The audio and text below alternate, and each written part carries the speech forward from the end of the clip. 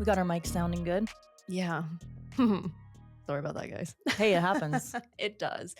But as you said, I would much rather postpone and put out a good quality episode. Yeah. Because guys, it was not good. And my poor amateur editing skills were not touching how bad this audio was.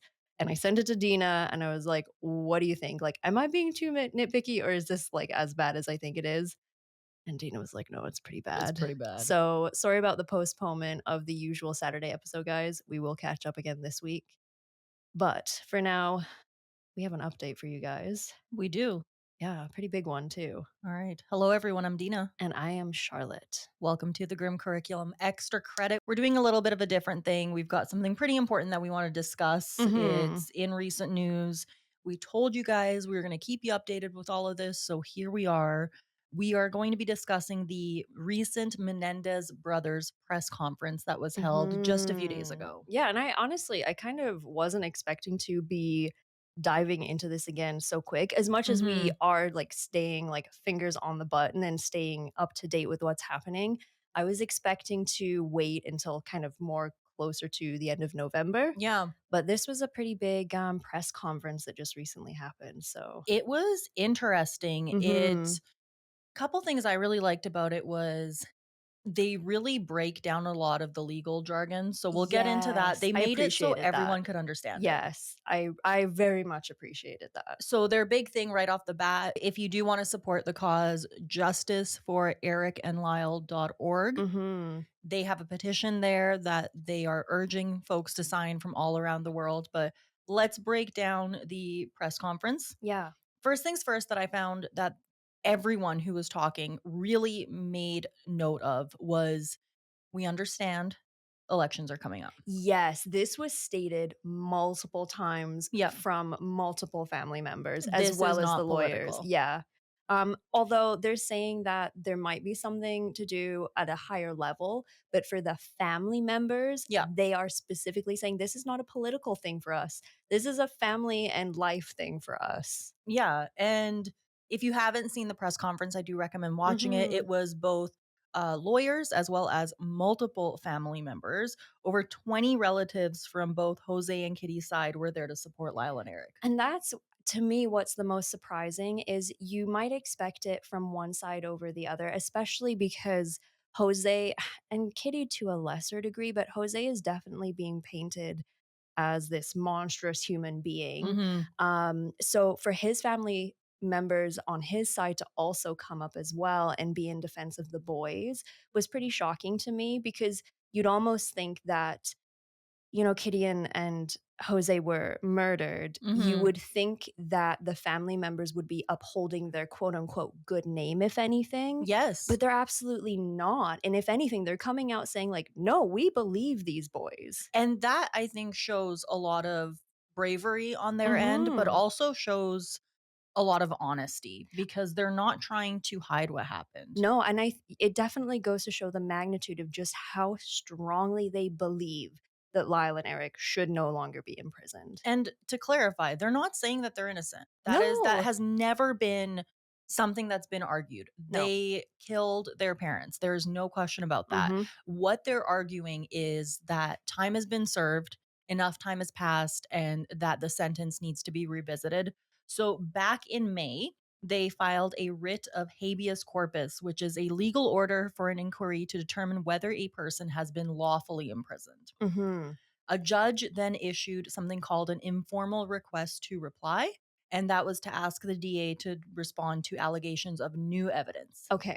There are two prongs of new evidence. So, number one, a letter was found that was written by Erik 8 months before the murders to his cousin Andy. Yes, and this seems to corroborate exactly what everyone's been saying all along, is that the brothers were being horrifically abused. Yes. So Andy testified at the first trial. He was not allowed to testify at the second trial. Yep. And when what he said was discussed, they really made it seem like he made that up. Oh my God. And that he was coerced into saying all this stuff by the brothers. The letter proves that he was telling the truth. Yeah.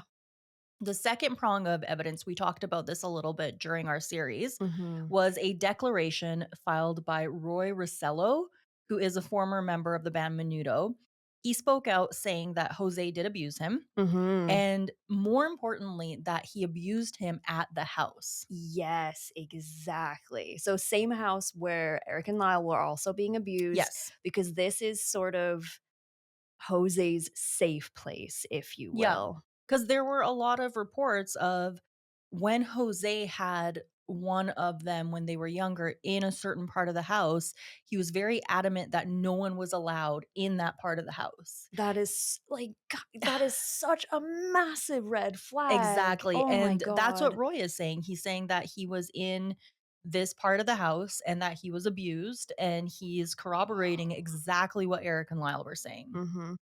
So up until recently, the brothers had absolutely zero chance of ever, ever, ever getting out. They exhausted any and all appeals. This was really considered a lost cause. Mhm. They even the brothers themselves had pretty much resigned themselves to the fact that they were going to be in jail until the day they died. And a lot of people, I would say most people, they would get that news and have that realization. And many people out there would turn to darker things or give up Mhm. or something like that, but that's not what's happened.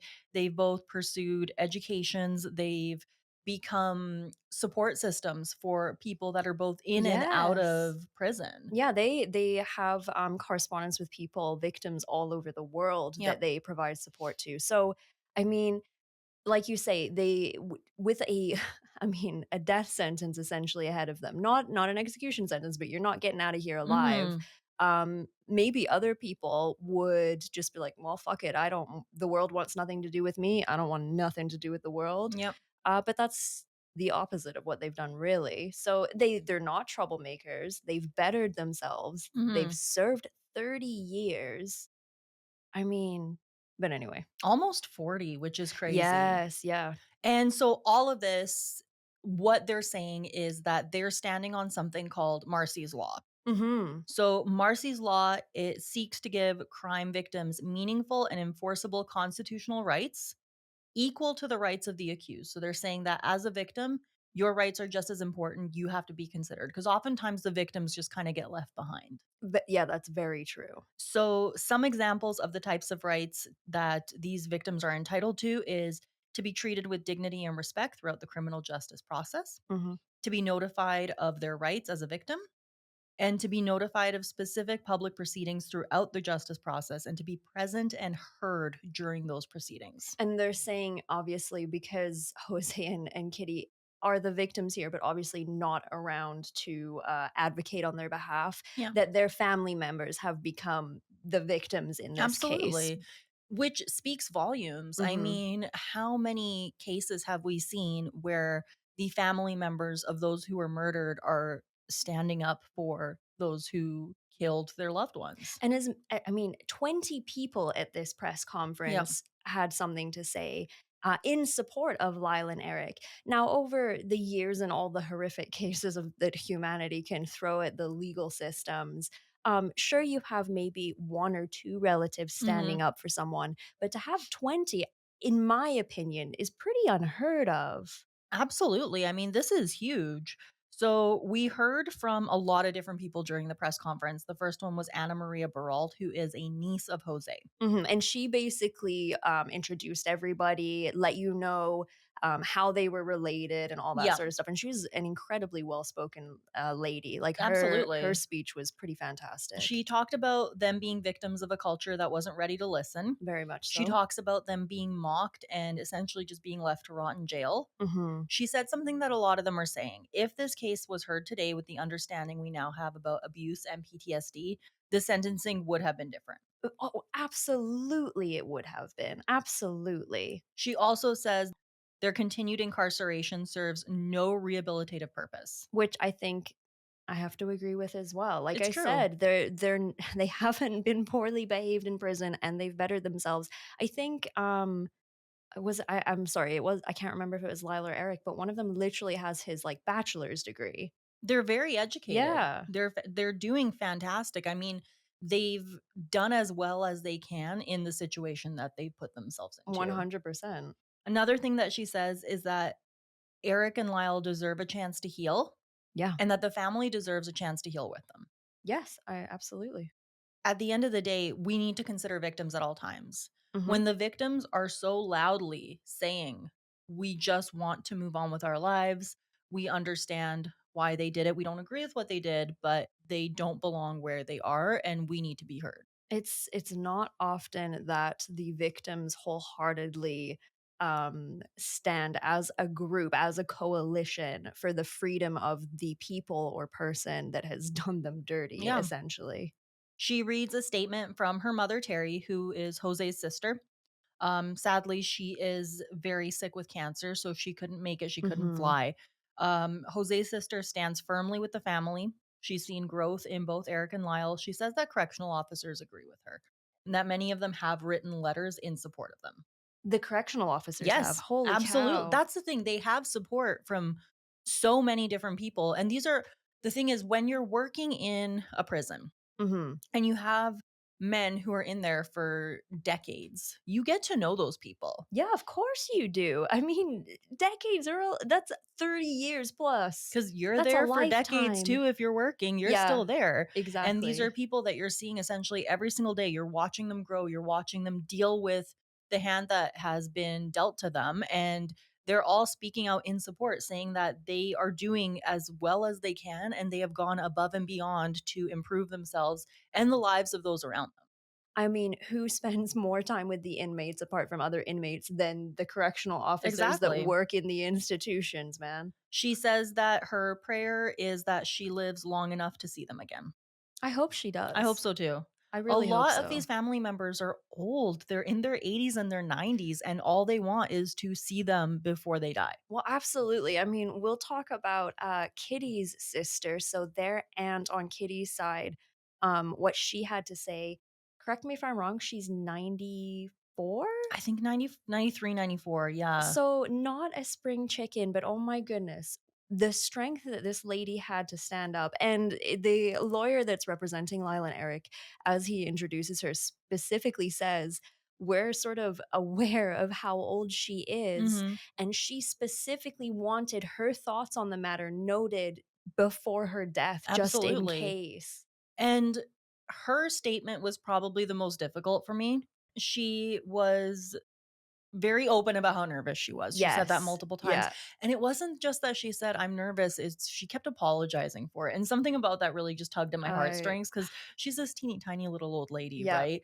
It's clear that she loves them very much. She struggled with what happened. As more details of the abuse came to light, she realized that the actions were an act of desperation more than anything else. Well, I think she stated something along the lines of like she didn't realize what was happening, but once she found out that it was happening, she said there was a lot of things that all of a sudden started to make sense that she hadn't really paid much attention to Yeah, before. and she says that looking back, she can see the fear that Jose instilled in them. Yes, She says they should have been protected, but they weren't.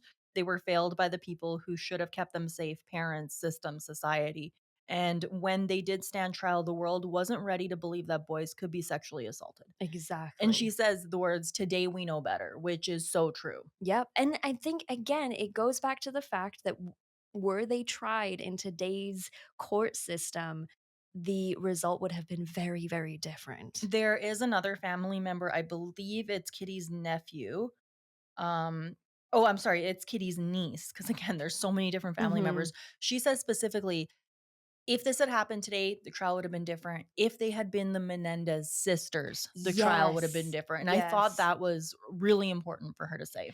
Absolutely, because if you do spin it that way, if it were 2 young girls in their teens and obviously to a much younger age as well, being assaulted by their father on a very regular basis, I Mhm. mean, the picture that paints is already completely different. Absolutely. She also says that no jury today would issue a harsh sentence without taking their trauma into account, Mhm. that the men have paid a very heavy price. They were failed by the system. They've grown and changed and become better men despite everything they've been through. And it's time to give them the chance to live the rest of their lives free from the shadow of their past. We also heard from Brian Anderson Jr., who's Kitty's nephew.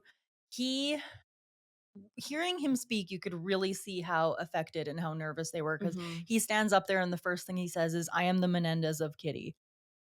And then Oh. one of the other family members kinda corrects him, and he's like, "Oh, Oh. I'm sorry," and then he corrects himself, and it's little things like that that just show how real all of this is and how genuine all of this is. Mhm. Yes, absolutely. I mean, most people are not public speakers, but to have the courage to stand up anyway and say something that a lot of people Mhm. may not agree with, especially after like watching the show and stuff like Yeah, that. Yeah, it's incredibly brave. And it's okay if your voice shakes or you stumble over your words. The words are still important. and just getting up there Yeah. is brave enough. Mhm. Because they're not just going up there in front of a few people. You could hear the cars honking. You Oh could hear yeah. there's people, like, trying to get on camera and, like, kind of disrupting things, and you can tell it's a big, big deal, and there's a Mhm. lot of people around, and they know a lot of people are watching. So Brian says he's known them their whole lives. They're not the villains that they're portrayed as. They were never able to tell the full truth of the abuse. They tried to protect themselves the only way they knew how, and they were never seen as victims. That their trauma was not only ignored, it was mocked. Oh, very much so. They acted out of fear. The jury never heard the full story, and they've shown that they are more than their past and they are not a threat to society. I mean, I've been thinking about it a lot because a lot of people have mentioned, did it have to come to murdering their parents? Like, why couldn't they have said something, gone to what authorities or whatever? But they did try to tell people, Mhm. and obviously it didn't go anywhere. And then I think about their age. I keep saying boys, forgetting that they're now men. A lot of people do. But I'm picturing 2 very much grown men as we're talking about them today, but they weren't grown men back then. No. They were 18, 19-year-old kids. Your frontal lobe's not fully developed. They probably thought, "Hey, they're abusing us. We're gonna take them out of the picture, and it's gonna be all fine and dandy from there." Because guess what? They're dumb teenage boys. And it's been proven, we know this now, that when you are abused, especially to that extent and over such a long period of time, that affects your brain development. Absolutely, it does. Maybe, there's that small instinctual part of your brain that's like, nah, fuck this. That's the problem. We're going to deal with the Yeah. problem, right? And I mean, at the end of the day, I keep feeling like I have to stress it. We're not saying that what they did was right. But what No. people are saying is that they did what they thought was right in that moment.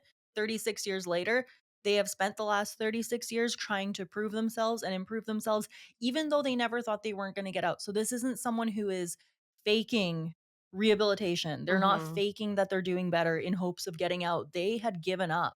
Yeah, absolutely. So this is them just trying to do their best while they're in jail for the rest of their lives. 100%. We also heard from Karen, Kitty's niece. She says she's believed for many years that the truth needs to be known. From the beginning, she believed that they were victims. She grew up knowing something in the house wasn't right. She couldn't quite put her finger on it, but you'd Mm. go in, you'd feel the tension, and you just, something in the back of her mind was like, something is very wrong here. The feeling in their house and the interactions with Jose were off, but and what she means by that is just, again, something was weird. Uncomfortable or creepy or Yeah, whatever. and Jose was a very intense man, and you could tell that they were afraid of him. Mm. It wasn't until the first trial that she really heard what happened. Her sister Diane had evidence of abuse that was not allowed to be shown in the trial. Of the brother's abuse or abuse towards her? Abuse, the brother's abuse. Okay, got it, got it. She says misunderstood behaviors were cries for help, and what happened is tragic, but she forgives them. She says these were children when talking about the abuse starting, because again, it started from the ages of about 6. Mhm. No child should have to endure this kind of pain. Abuse trapped them and it shattered their lives. The courts failed them, and it's time for them to come home to their family. Well, consider it this way. If it had been tried today and with today's sensibilities and culture and all that sort of stuff, perhaps it would have been something as little as like involuntary manslaughter, for Yeah. which they would not have served 30 years, No. probably, I don't know, 10 and off with good behavior. Yeah. Like again, not to say that they shouldn't have been punished for what they did because they murdered 2 people that day, Yeah, they and did. very brutally, I might Yes. add. We talked about that in the first episodes. Um, so they absolutely should have served time for that. There has to be some kind of consequence to those actions. But after 30 years? I think, yeah, it is my personal opinion that they've served their time. And one of the key factors when it comes to successful rehabilitation when someone's released is outside supports. And they have that in bucket They have more loads. than the average person does. Absolutely. I believe it was Brian who said, I would love to have them in my home. If they Wow. showed up at my door, I would greet them with a hug. My wife would make them dinner and I would let them sleep in my house. Like I would do everything I could to support them. And I think, and I mean, maybe you can speak more to this, like, having worked in the system as well, but when you get released from prison, you're not really given a lot to go off of. So, to have someone on the outside for support or having some kind of support system when you get released is incredibly important. Yes, and keep in mind they both have wives Yes, that is who true. I thought it was interesting that they weren't there. I'm sure that's for You whatever know reason. what? I hadn't even thought about I that. think I know why. I could be wrong. If anyone knows, please correct me. But the whole thing with Marcy's Law Okay. is you're hearing from the victims. And the wives in this particular case don't fit that category. Exactly. Got it. I'm sure they've issued statements or they've definitely spoken out about their support towards them. I should hope so. And one of them, I believe it's Eric, he has a stepdaughter Yes, yeah. and she has spoken out multiple times about what a great dad he is, how she wants to see him freed. She was Wow. obviously not alive when any of this Yeah, happened. no kidding. She's quite young, but she wants to have him in her life as a dad. So not only do they have family out there in regards to nieces, aunts, Mhm. whatever, They they have have direct family. wives. Yeah, yeah. They have immediate family. Yeah, and I mean, they might be released they're gonna be released with conditions if this happens. It's not like they're just gonna get out and it's like, "All right, bye." Oh, for sure. There will be parole because in the I mean, I'm assuming, heaven forbid any of them commit any kind of acts of criminality Mhm. when they get on the outside, because the hammer of the law will come down very quickly and swiftly and heavily. They Um could go back to jail for the rest of their lives for stealing a chocolate bar. Absolutely. So there, of course, will be parole conditions, Mhm. but that again, that's the point. That's the Yeah. rehabilitation, right? They've done their time, they've bettered themselves. They've done nothing to show that they will be violent or reoffend on the outside. They would have parole conditions, and if you violate the parole conditions, then back to prison you go. My predictions for the conditions are probably, big one is always no drugs, no alcohol. Of course, I think that's pretty much slapped on anyone Yeah. regardless of crime in the first place. Location monitoring, I could see that Like an ankle where monitor sort of situation? maybe, but if not Or that, just, then like, at not least, allowed to like leave the state kinda thing? exactly, and if they do, they have to report it, Right, ask check-ins permission with the and parole officer, and then I also see some kind of financial type conditions being placed on them, where they have to report where they're getting money from, they have to maintain steady oh, yeah, employment, that that makes kinda thing, sense. just because a big what was seen as a big motive for the crimes was financial. So I could see Right. something like that happening, but they'll be on parole for a very, very, very long time and potentially even the rest of their lives. Mhm.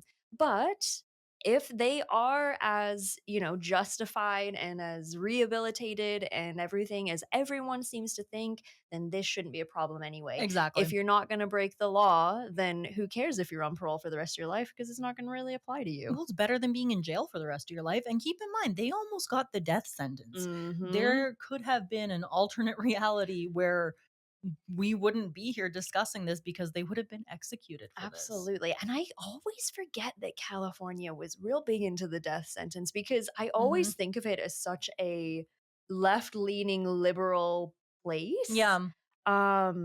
But yeah, very much was a thing. Yeah. So, I mean, the hearing is scheduled for November 29th, Mhm. and we'll have news pretty shortly after that. And it could go either way. I'm biased at this point because I have been watching and consuming all this content that is very much pro Menendez brothers getting Yeah. out of jail.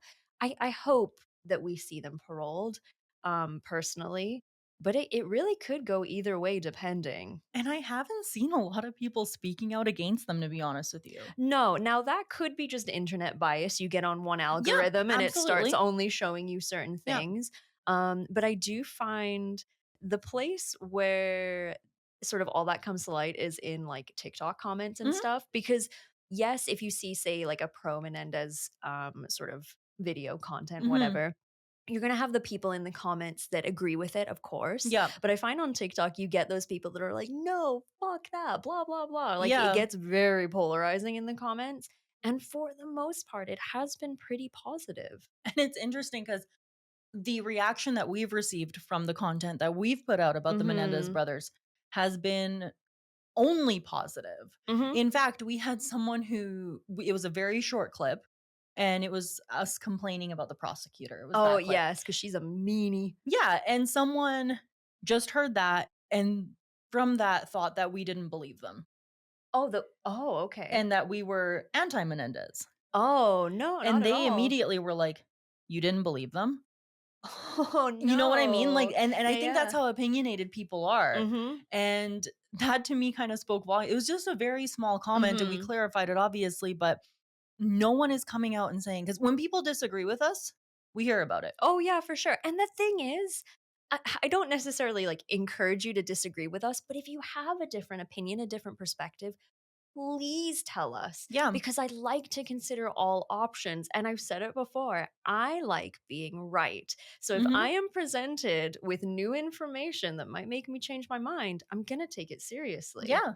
So, And it's funny because I talked about this before. We originally talked about them back in May when yes. this first happened, very briefly on extra credit. Mhm. And I was, I would say, undecided. And I knew a lot less than you did even still, and I was kinda like, "I don't know, why are we releasing them? They're bad boys." Exactly, You know, exactly, right? like And, like, now I am so much in support of them and this cause because if they are released, Mhm. first of all, we're not upsetting the family. No, absolutely. There's family members who literally just want to be with them before they pass away. Yeah. But also, it's a win for them, but I think it's a win for victims.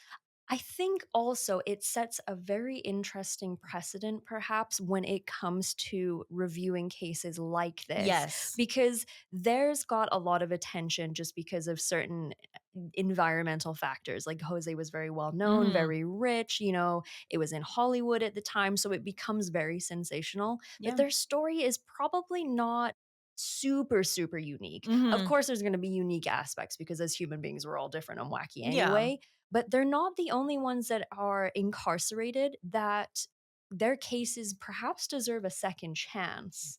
And especially to the folks that are on death row and like we talk about the Innocence Project all the Mhm. time. Um there's folks out there that do not deserve to be where they are. No, and it's unfortunate the Innocence Project just had a major blow dealt to Yeah, them. Marcellus Williams, I believe. Yes. Fuck, that was sad. That was rough, and when you see someone executed under such flimsy evidence, it's I've said before, I don't necessarily agree with the death penalty, but I do agree that it's meant for certain people. The Yeah. Paul Bernardos and Robert Picktons of the world, you know what The I mean? unsalvageable motherfuckers that are nothing but a problem for themselves in society. Wade Wilson. Exactly. The people who we know without a shadow of a doubt. That's the thing. If there is any Yes. reasonable doubt, then the death penalty can't be a thing. Yeah. But for the people like Luis Garavito that have Mhm. been like monsters that are irredeemable and have confessed, and we have Yes. irreputable or my god, I'm confusing my words, but such strong evidence. Mhm. For the folks where there's any shadow of a doubt, no. The fact that if you execute 100 people and one of those people was innocent, the system has failed. Absolutely. Absolutely. And as much as I think there is a time and a place for such things, like we've just discussed for the monsters of the world, I lean towards very much what you just said. If there's a chance that even one innocent person could be executed mistakenly, then it doesn't really deserve to be a thing. Exactly. But it's a tough subject, I know. And some people are very solidly anti-death penalty and Mhm. some are very much pro-death penalty, Mhm. but it's when it comes to human death and who's causing it, Yeah. the ethics and morality around it are It's a very I tricky mean, thing. there's doctors of ethics, like there's Yeah. ethicists out there, right, where it's their entire job to philosophize and analyze all this stuff, it's far beyond my brain for sure. And I mean, I think the biggest thing is after all the family spoke, the lawyers came back out and they were talking and they said the entire family is united. Yes. And they have been through so much in 35 years, almost Mhm. 36. And it's hard because I mean, it's not one of those instances where I know, like you said, the algorithm is gonna be tied to kind of Mhm. what we're looking at, but the naysayers are often the loudest. Very I mean, negative news travels faster, right? Exactly. And I am not seeing a whole lot of articles or anything like that saying that they shouldn't be released. The most negativity that I've seen was from the past lawyers, which I thought was so interesting. That they've sort of doubled down and they don't believe that they should be free. Yeah. And those are really the only ones. I think that's a difficult position too, because then it's like, do you actually not believe they should be free, Mhm. or is it a matter of pride for you? Well, it was the one that shocked me the most was Leslie Aberson. How she didn't wanna talk about it Yeah. anymore. And not only that, she didn't want this to go further. She was like, "What's done is done. It's over." Mhm. But, like, that confused me. That really did. Now, I looked up her, like, online lawyer ID profile Mhm. thing, and she's not currently practicing. Oh, I see. And Well, I mean, it was 30 years ago. She right? probably was well within her means to retire Oh, at some point, absolutely, right? yeah, so she's not a practicing lawyer, and I could see her being like, "Okay, what's done is done, we're done with it. I couldn't save them then," and that's where it becomes difficult, Mhm. but that really surprised me because the prosecution being like, "Don't let them out," okay, but the defense saying that, I was like, "Hmm." I almost wonder if, like you say, there's a part of her where it's like, "I'm retired. I'm no longer their lawyer. Yeah, I have nothing vested in this. I don't wanna talk about let me it." move on. Maybe what she's saying by "what's done is done" is like, "My part is done." I Right? think Like, so. they've got new lawyers now, there's, Mhm, new things happening. I've done my part, move on. yeah. Like, yeah. So, one of 2 things could happen, or 3. 3 the first one is obviously they say, "No, we're not doing this, Mhm. keep them locked up." Yeah. The second one is that the sentencing is revisited. Mhm. The third is that there is a new hearing. Yeah. I don't think that's gonna be very likely. You don't think a new hearing will take I place? don't think so. I think the hearing that's happening on the 29th, I mean more like in front of a jury once again, Like a everything full gets trial, a exactly. Yes, retrial. thank you. Yeah. I don't think that's what's gonna happen. I think we're gonna have this hearing on the 29th of November, and we're gonna get a yay or a nay. And I mean, like you said, it could go any which way at this point. I agree. I don't think there would be a trial. It seems pointless and like a waste of time, effort, and Yes, money because everybody that's calling for things to be revisited are the victims, are the family, right? absolutely. So it to me to pull in a whole other jury of people to decide their fate seems ridiculous at this point. And plus, we have all this evidence. We have the new evidence that's been coming forward. Mhm. To me, the lawyers sit down, the family sits down, the judge sits down and Yes. just reevaluates the whole thing. They Yeah. do it there and there and figure out what it is, whether that is going to be their released or not. And to me, that's just as important as when we covered Paul Bernardo and Carla Homolka, the family members of their victims who are at every single parole hearing that are saying, Mhm. do not let him out, do not let him out. I think Exactly. it's just as important for family members of victims to be able to say, let them out. Yeah, I mean, I've said it a few times, especially when it comes to the death penalty, is that the victims or the families and friends of the victims, the loved ones, should have a say in whether or not a person receives a harsh sentence. Yeah. In the sense that, even if you are a horrible, rabid, vicious murderer, if the family of the victims doesn't want to see you punished in that particular Hmm. way, then that's not helpful to them either. No, it's not. And that's the thing. They're saying like, yes, they've been punished. They've served their time. Yeah. Enough is enough. Let them live their lives. They've proven themselves. They're not going to reoffend. Mhm. And yeah, I mean that's all I've got to say on the matter. I suppose we will definitely be doing an update after the November 28th 100%. hearing.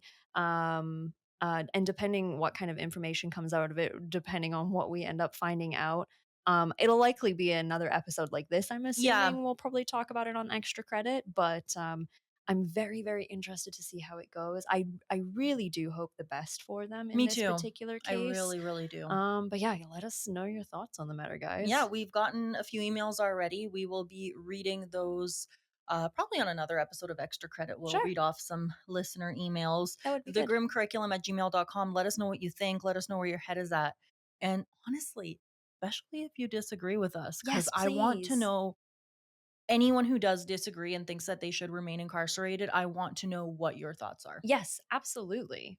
Because I and again, we're clearly leaning very much Oh, onto one yeah, side, but I absolutely. wanna know your thoughts. Is there something that we've maybe not considered, Hmm. something that perhaps you think has been missed, or just do you think kind of in sort of the Leslie Abramson sort of sense where it's like, "Nah, they've been locked up, that's it, Yeah. sentencing done, it doesn't deserve an appeal or anything like that." I think that as young men, they were not very good people.